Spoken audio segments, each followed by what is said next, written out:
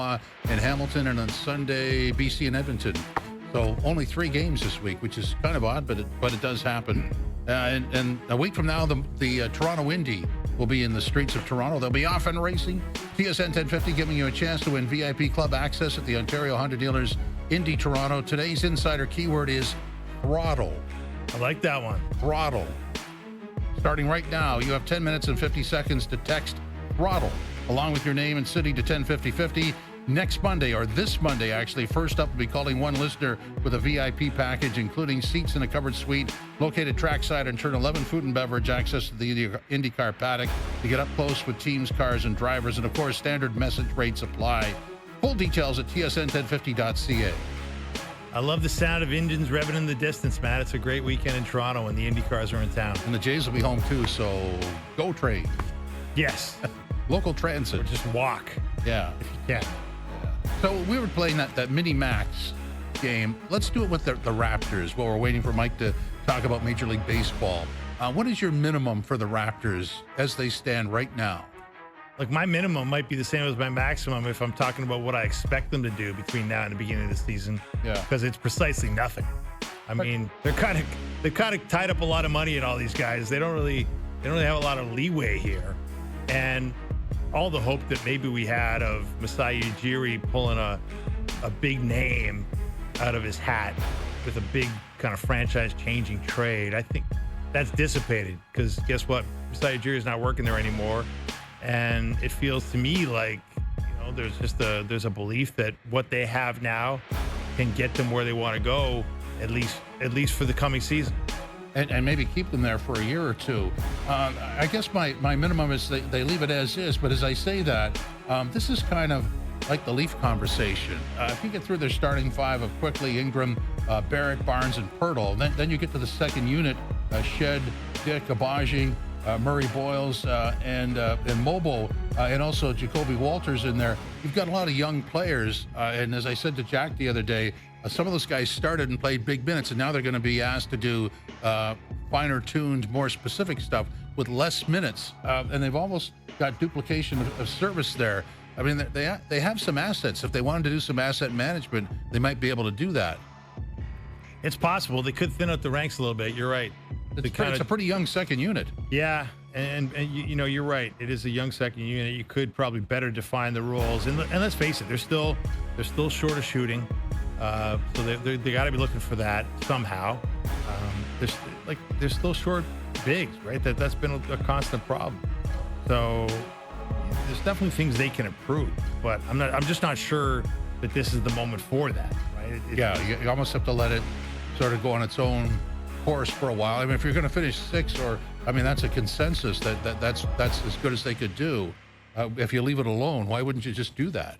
Do that and see where you are. Yeah. Because I think, the problem with this team, Jim, for me, is just haven't seen them play together enough. Well, you haven't seen the starting 5 because Ingram hasn't played. Yeah, and even Quickly didn't play enough, right? No.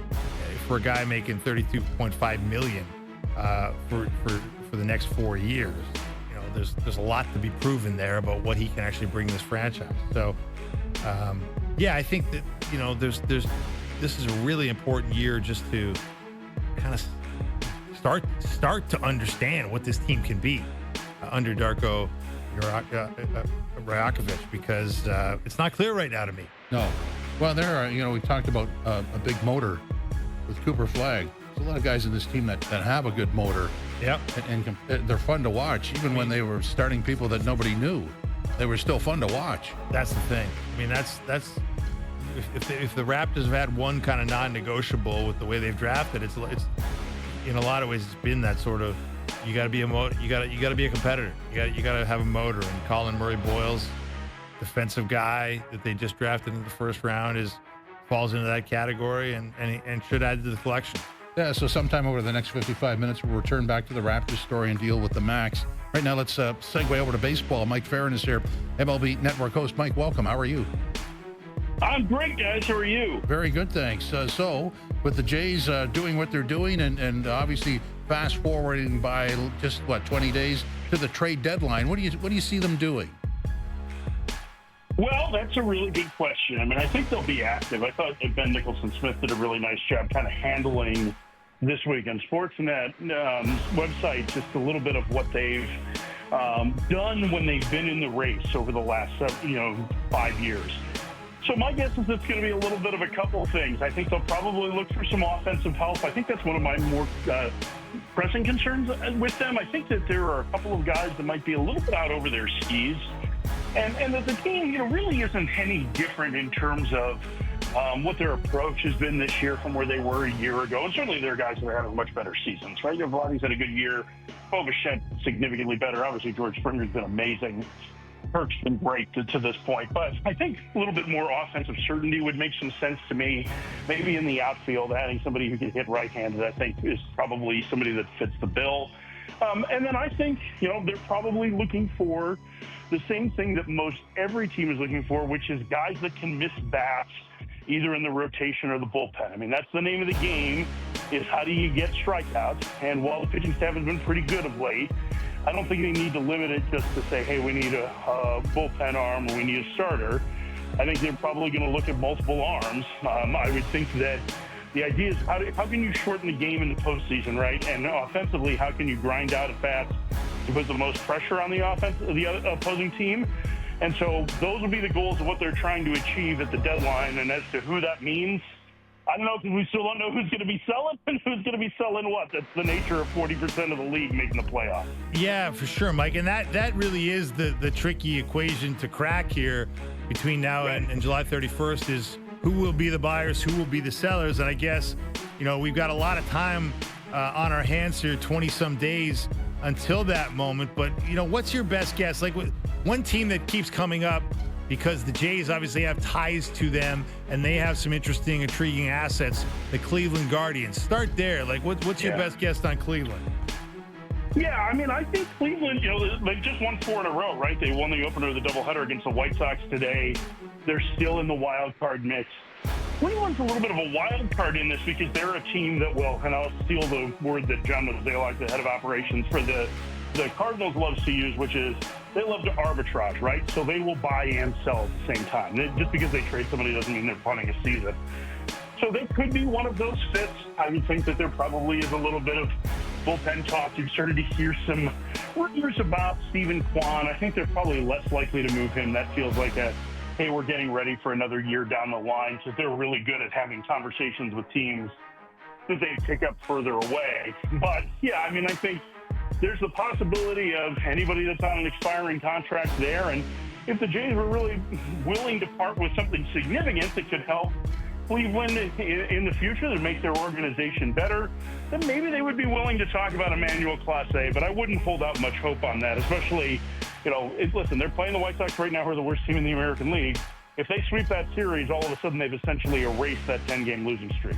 And of course, Mike, the Jays will not be the only aggressive shoppers, if indeed they decide to be aggressive shoppers. I mean, there's a lot of talk that the Yankees will get out there and really be looking to fill the holes they've got at third base and second base, and the Dodgers obviously always are buyers. The Tigers, having the year they're having. Like, who do you think the biggest threat is to the Blue Jays to sort of get in front of them with the shopping cart and maybe pluck the assets they wish they could have acquired?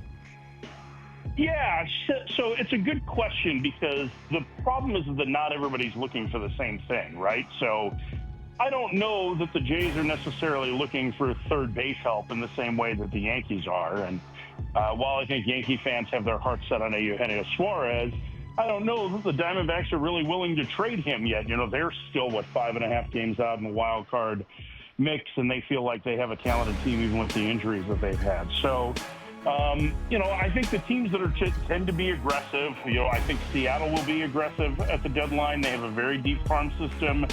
There is some pressure on that group to be able to make the playoffs kind of in the same way that there's been pressure on the front office in Toronto. I think San Diego is always aggressive. I think based on the fact that Buster Posey made the move early the way he did for Rafael Devers, I think you would have to assume that they are going to be aggressive as well. The one thing with San Francisco, though, is that bullpen may not be their most significant need, right? They're probably looking for offense before anything else. But Milwaukee has a very good team. The Cubs are in need of. The Cubs bullpen has been great, right? I think they have the third best ERA in the sport, and they don't. But they have like the second or third lowest strikeout rate as a group. So again, another team that's going to be looking for bat missers. And the Phillies will always be aggressive. So I mean, like we can go down this list, and the problem is that there's just so many teams that are going to be looking for the same thing, which is strikeouts, ways to shorten the game from the back to the front in the postseason. And there's only a handful of those relievers that we think are going to be available. We don't even know if they're going to be available.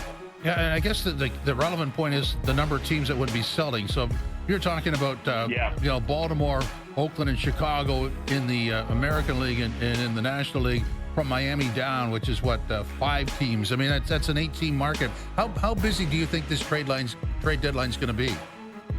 Yeah, I mean,